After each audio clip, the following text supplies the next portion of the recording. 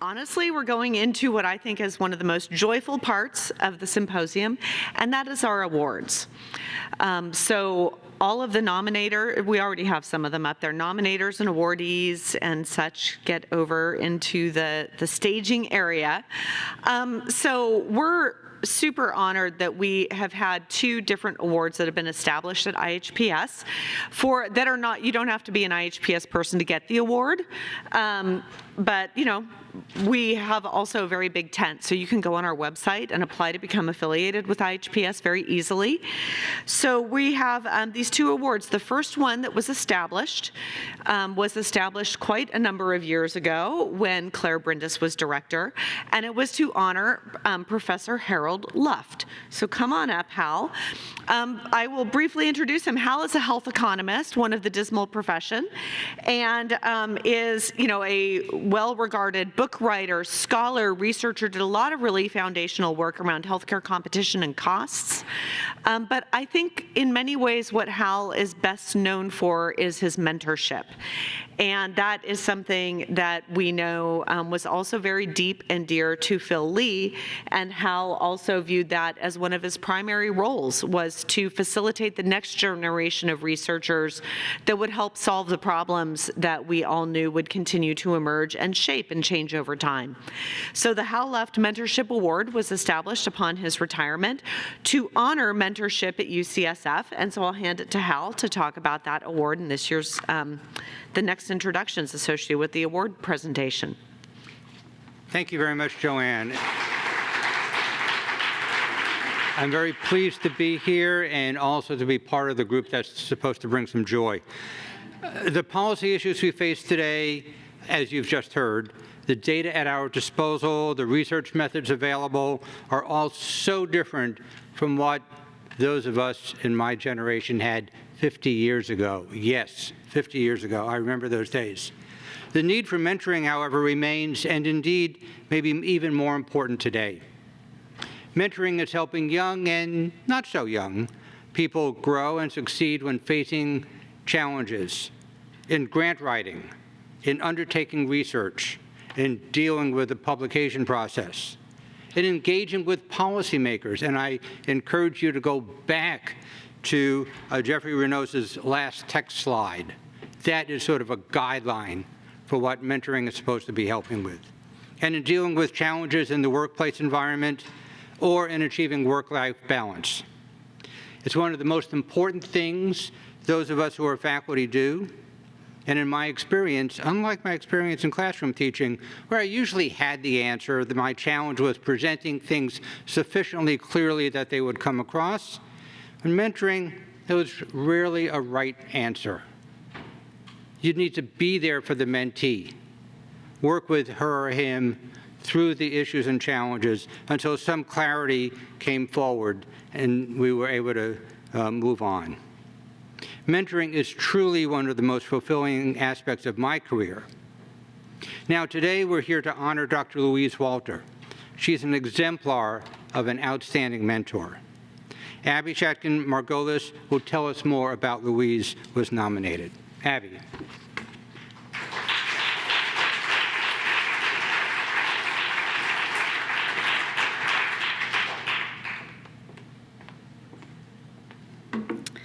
Good morning. I'm very, very honored to be here this morning to honor and introduce Dr. Louise Walter as the recipient of the Hal Luft Award for mentoring in health services and health policy research. Louise is the mentor that so many of us aspire to be. Wise, generous, deeply insightful, and endlessly encouraging. Over her remarkable career, Louise has guided more than 40 early-stage investigators across divisions, departments, and institutions, fostering not just successful researchers, but thoughtful, patient-centered scientists who carry her spirit of inquiry and compassion forward into their work. What sets Louise apart is her ability to listen deeply, to hear not just the words of her mentees, but their passions, their challenges, and their dreams. And then to offer advice that is both strategic and nurturing. She brings humor, humility, and a steady belief in the potential of each person she mentors. Many of us in this room, myself included, can point to a pivotal moment in our career that were shaped by Louise's encouragement, her incisive guidance, and her unfailing support. Her impact is profound, lasting, and personal. Today, we celebrate Louise not just for her extraordinary mentorship, but for the countless lives and careers she has touched. She embodies the very best of what it means to be a mentor, to lift others up, to inspire excellence, and to lead both with heart and mind. Please join me in congratulating Dr. Louise Walter on this well-deserved award.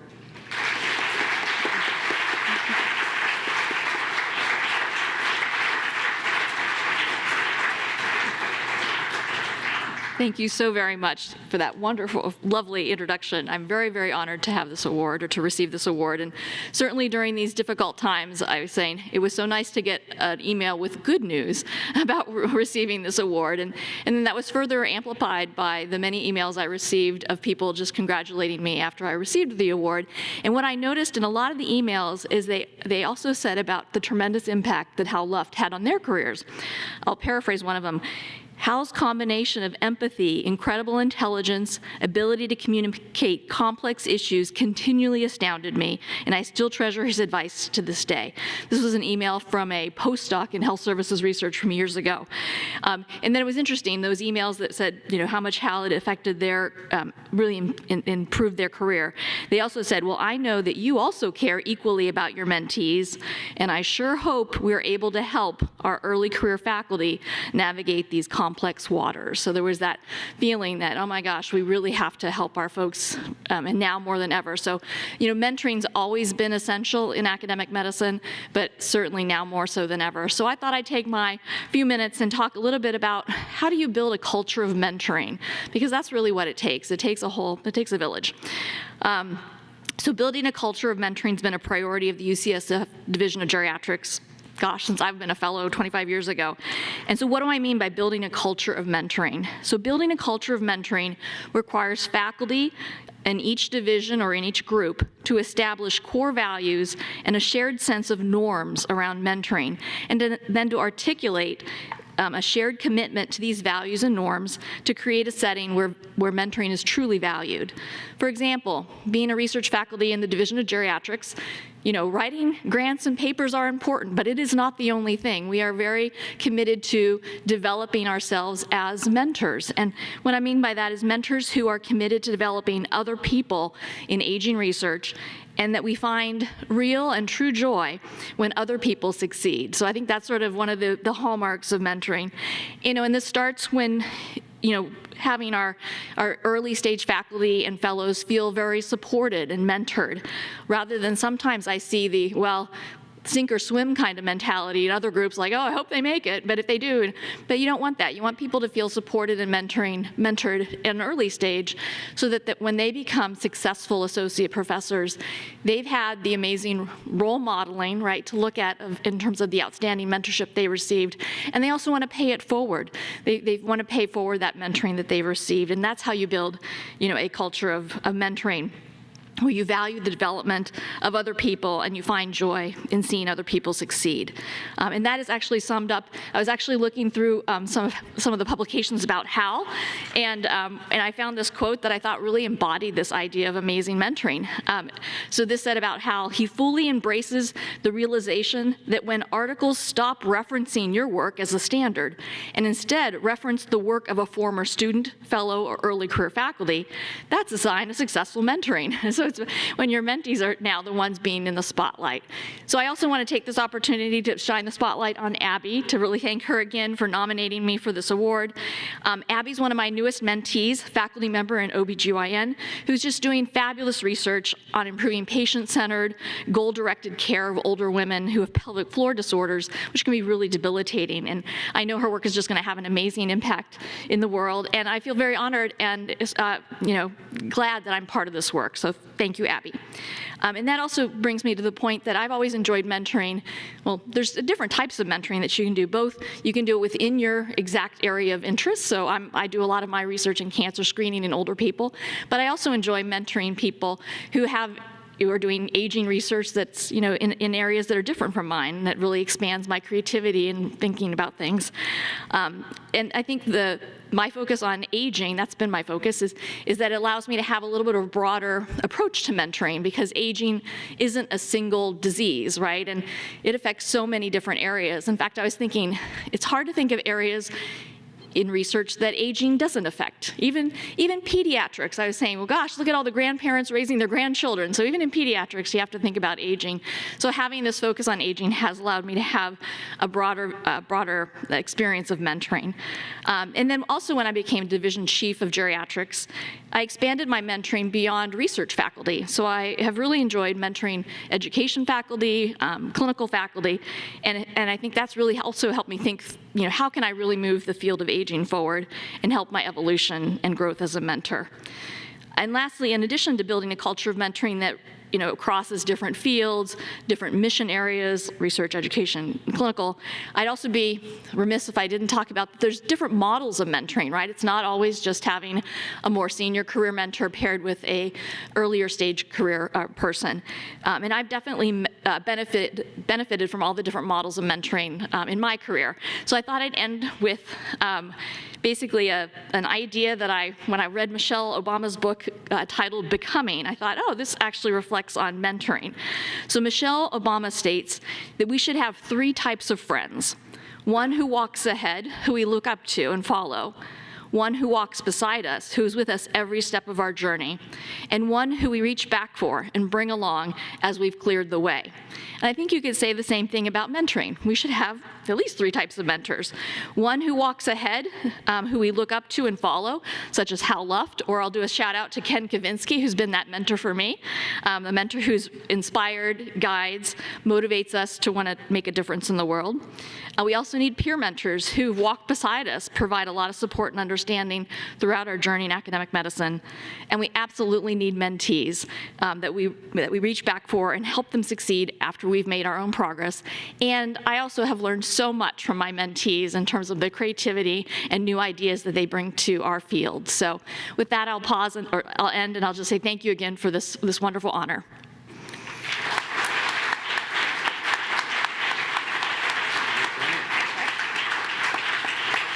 Thank you so much. Thank you.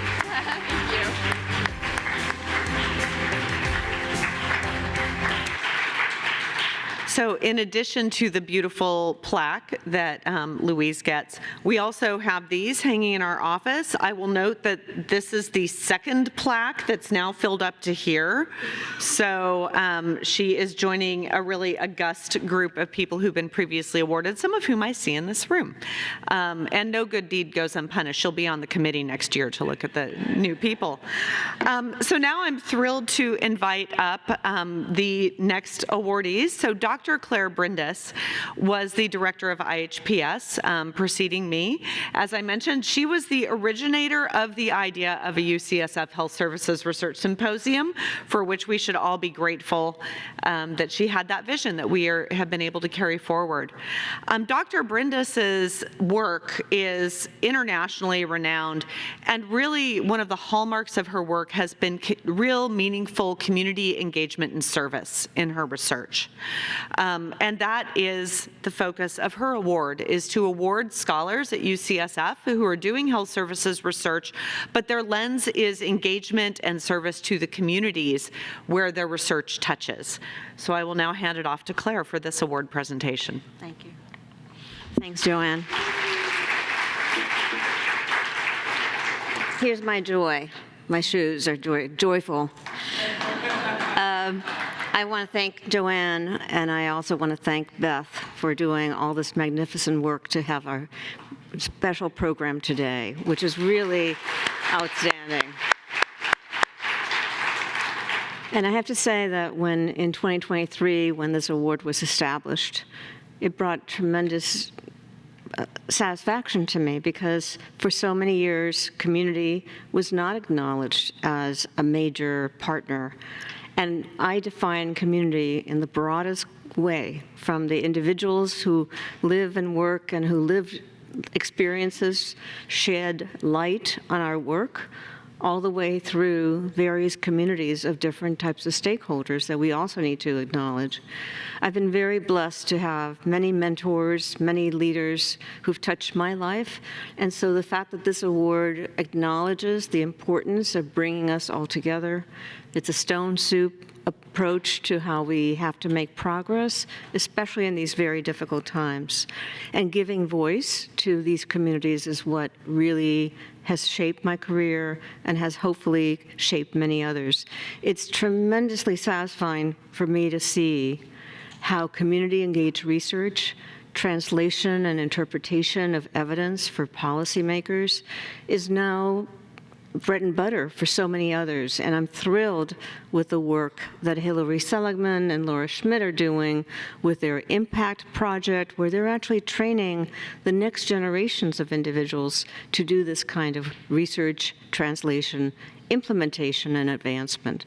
So today, I am thrilled to acknowledge the previous recipients of the Brindis Award, and that is Valerie Yager and also Kathleen Tebb. And now I'd like to introduce Rena Pasek, who will introduce to you the 2025 award winner.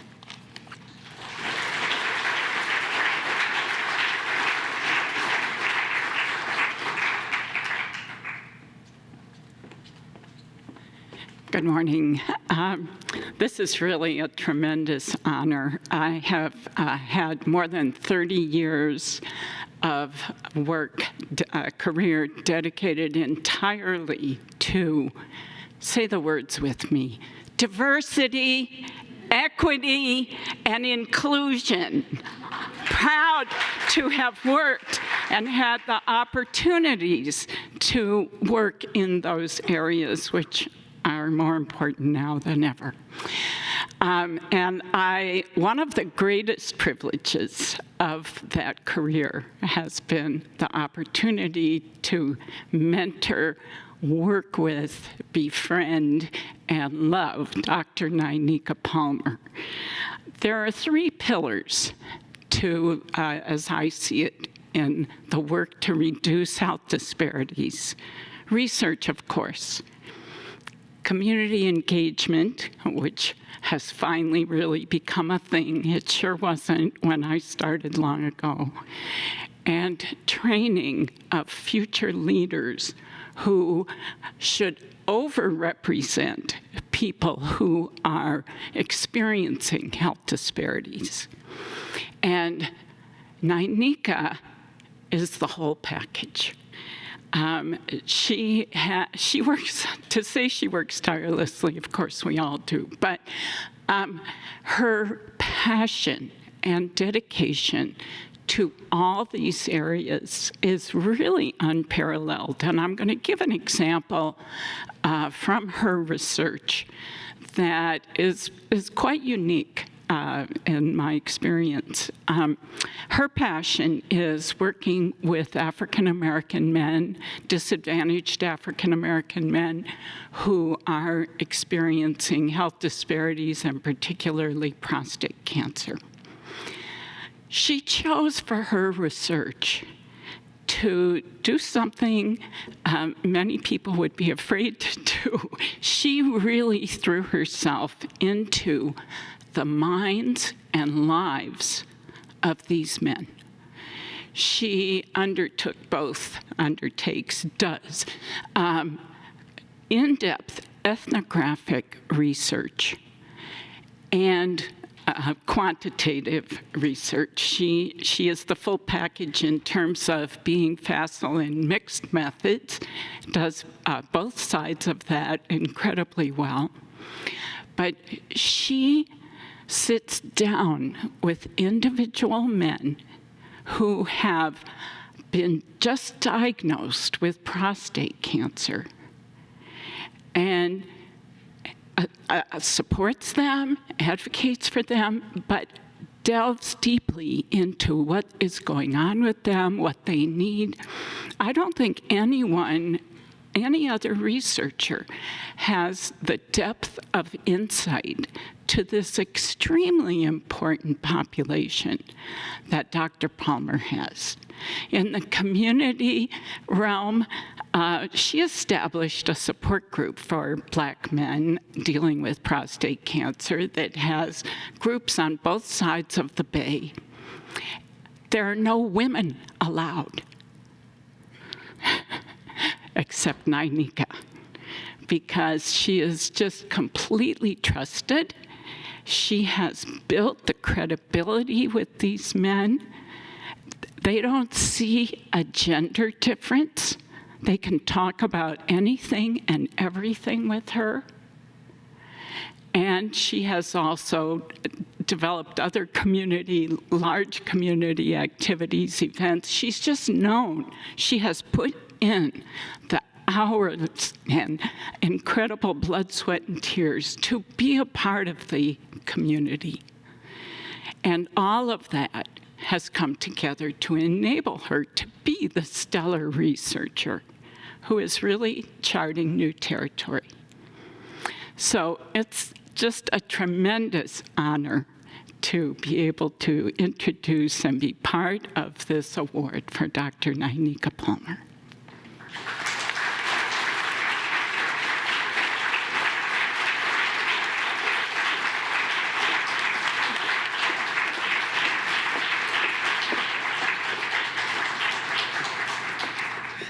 Thank you all.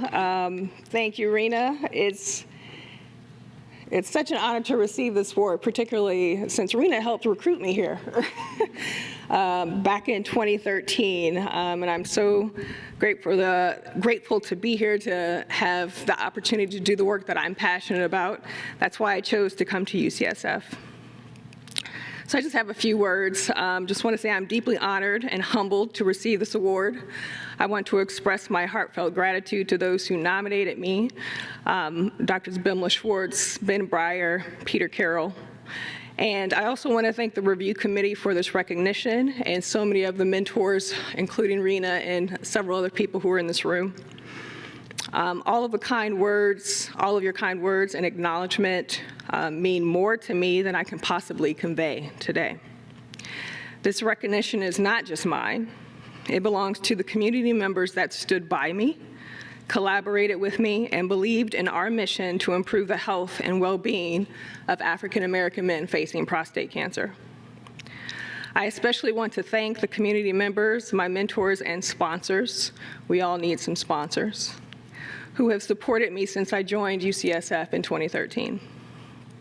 I am grateful to those who helped me launch a support group for African American men facing prostate cancer, and we did celebrate our 10-year anniversary in September.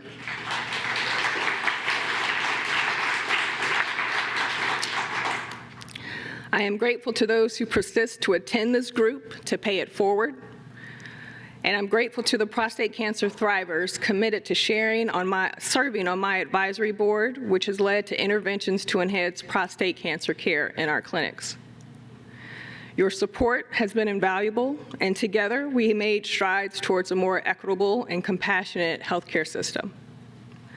As we face a political climate where equity, science, and healthcare are under attack, it is more important than ever for each of us to be and remain committed to eliminating health disparities and elevating the voices and experiences of the communities we serve. It is through our collective efforts and unwavering dedication that we can overcome the challenges we face. We must persist and resist, as was said earlier today, and be the guardians of health equity. And Dr. Brindis, it is an honor, as your dedication has been an inspiration. Thank you once again for this incredible award. I look forward to continuing this work, this vital work, to making strides in the future. So thank you.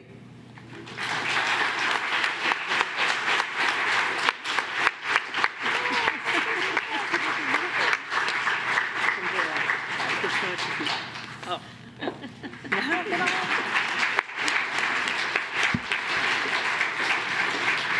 And y'all are welcome to come and visit us to admire the other plaque that we have that honors this.